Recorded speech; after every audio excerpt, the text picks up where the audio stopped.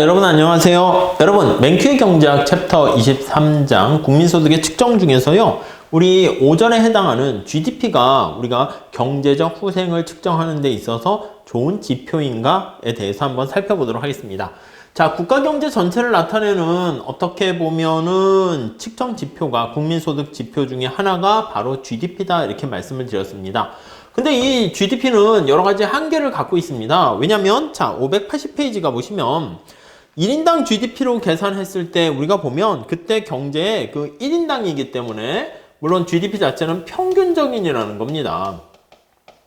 그래서 GDP가 높은 나라가 당연히 국민들의 생활 수준도 높은 걸 알 수 있겠지만 평균적으로 그 사람의 어떤 소득과 지출을 나타내는 것이기 때문에 우리가 엄밀한 의미에서 측정하는 거는 약간 한계가 있어요. 그래서 야, 후생을 측정하는 가장 좋은 지표인가? 아닐 수 있다라는 것입니다. 그래서 반론 한번 볼게요. 반론. 자, 케네디 상원 의원이 뭐라고 얘기했습니까? 라고 하면은요, 거기 한번 볼까요? 중간에 인용된 문장을 보시죠. 자, GDP는 거기 보시면 우리의 자녀들의 건강, 교육의 질, 그쵸? GDP에는 자녀들의 건강, 나의 건강뿐만 아니라 자녀들의 건강, 또 교육의 어떤 퀄리티, 질, 또 거기 보시면 그들이 놀이에서 얻는 즐거움, 이런 즐거움 같은 게 측정이 안 되니까 반영이 되지 않는다라는 한계를 가지고 있다는 것입니다. 또 시의 아름다움이나 결혼 생활의 건강함, 국정에 관한 논쟁에 나타나는 예지, 공무원들의 정직성 이런 것들도 포함되지가 않습니다. 용기나 지혜, 국가에 대한 헌신 이런 것도 사실 다 중요한 건데 다 반영되지 않습니다. 그래서 결론적으로 요컨대 GDP에는 우리의 삶을 가치 있게 만들고 우리가 미국인임을 자랑스럽게 만드는 것을 제외한 나머지 모든 것들이 포함된다. 그러니까 뭐 맞는 말이긴 해요. 그래서 이 모든 게 포함이 안 된다라는 측면에서 한계가 있어요. 그래도 나름대로의 그 찬성하는 사람은요. GDP의 존재 의의에 대해서, 가치에 대해서 찬성하는 주장들도 만만치 않습니다. 그럼 GDP가 왜 중요한가 그걸 볼게요. 다음 단락 첫 번째 줄에 보시면 GDP가 높을수록 행복한 생활을 영위하기가 쉽다. 그렇죠. 우리가 물질적인 측면에서 얘기하는 거지만 GDP가 높을수록 우리가 이제 생활에 꼭 필요한 게 어떤 물질적인 기본 욕구잖아요. 그래서 거기 보시면 행복과 이렇게 물론 돈이 항상 행복을 나타내는 건 아니지만 비례관계에 좀 있다 이렇게 얘기를 합니다. 왜냐하면 너무 돈이 많으면 사실 그건 의미가 없을 수는 있겠지만 어느 정도 전까지는 어떤 기본적인 어떤 욕구를 충족한다라고 하는 측면에서 행복을 증가시킬 수 있다라고 보시면 될 것 같습니다. 자, 여기서 세 번째, 네 번째, 다섯 번째 줄에 나와 있는데 어떤 기본적인 물질적 욕구에 대한 걱정이 없을수록 이러한 덕성을 앞에서 얘기했던 이런 덕성들, 이런 요소들을 더 쉽게 증가시킬 수 있습니다.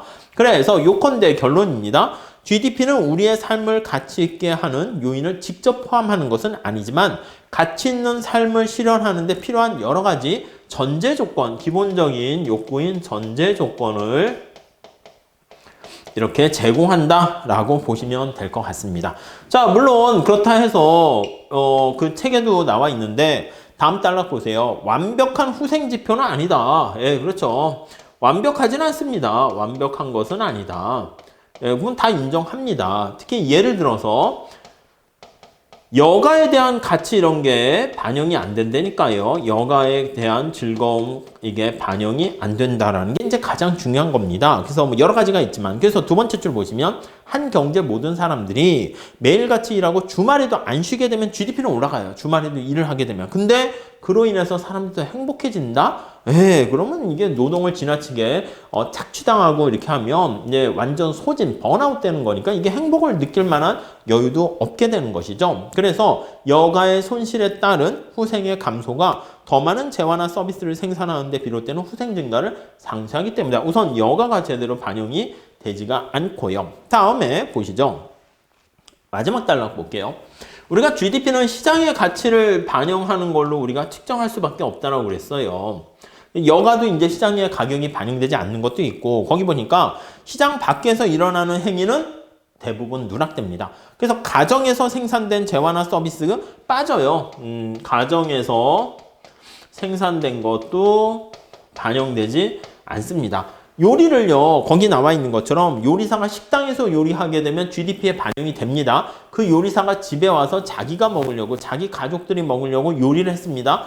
그런 것들은 반영이 안 되는 것이죠. 자, 그렇고 마찬가지로 유료 타가소, 다음 페이지가 보시면 돌봐주게 되면 GDP에는 포함되지만 부모가 집에서 아이들을 키우는 거, 이것도 굉장히 중요한 거잖아요. 똑같은 가치가 있는 것에도 불구하고 그런 게 포함이 안 됩니다. 그리고 자원봉사 같은 것들은 사회복지에 기여하지만 GDP에 포함되지 않아요. 그래서 자원봉사 이런 것들 활동도 GDP에 반영되지 않는다. 이렇게 보시면 되겠습니다. 더 나가서 또 뭐가 있습니까? 반영이 안 되는 게 환경의 질 이런 것도 포함이 되지 않습니다. 환경의 질, 환경의 퀄리티, 질, 깨끗해지는 거. 만약에 환경 규제를 철폐하게 되면요, 기업들이 오염물질을 배출하면서 물건을 더 많이 만들게 되니까 GDP는 올라가지만 우리의 삶의 수준은 떨어지게 되는 것을 알 수가 있습니다. 또 하나, 소득 분배도 고려하지 않습니다. 환경의 질도 반영이 안 되고 소득 분배 측면도 이게 제대로 반영이 되지 않습니다. 네, 그래서 거기 나와 있는 것처럼 연간 5만 달러를 버는 사람이 100명이 있는 속한 사회도 500만 달러의 GDP가 되는데, 그게 아니라 1인당 그러니까 5만 달러가 되는데 10명만 50만 달러를 벌어요. 그러면 전체 GDP는 500만 달러인데 나머지 90명은 다 그지야. 이렇게 되는 경우에도 사실 보면 1인당 GDP는 같지만 평균입니다. 평균. 그래가지고 1인당 GDP는 평균적으로 같지만 실제적인 내막을 들여다보면 그게 더 행복의 차이가 발생할 수 있다라고 보시면 되겠습니다. 자, 밑에서 두 번째 줄 마지막 한번 보도록 하겠습니다. 결과적으로 GDP는 대부분의 경우 훌륭한 후생 지표라고 할 수는 있어요. 그러나 모든 경우가 다 그런 것은 아닙니다. 그렇기 때문에 우리가 체크해야 될 거는 어떤 게 GDP에 포함되고 어떤 게 GDP에 포함되지 않는가, 이런 것들을 잘 정리하시고요. 그런 것들이 보통 객관식 시험 문제에서 많이 출제되는 경우가 있게 됩니다. 아셨죠? 여기까지 하도록 하겠습니다. 감사합니다.